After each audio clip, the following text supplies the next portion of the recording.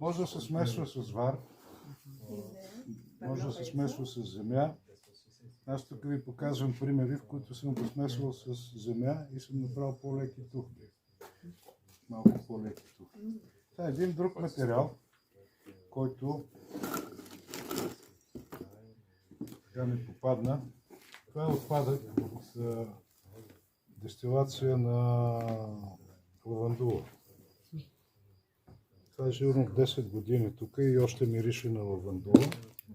И го използвахме вместо слама и направихме такава тухла, която е с отпадък от Тя е лавандула. и лекичка, да. И тази тухла, тя стана много здрава, обаче освен това мирише на... На лавандула. Вау. Да. И тук съм правил This one has permalite. perlite. This perlite. Here. And here as well. This. And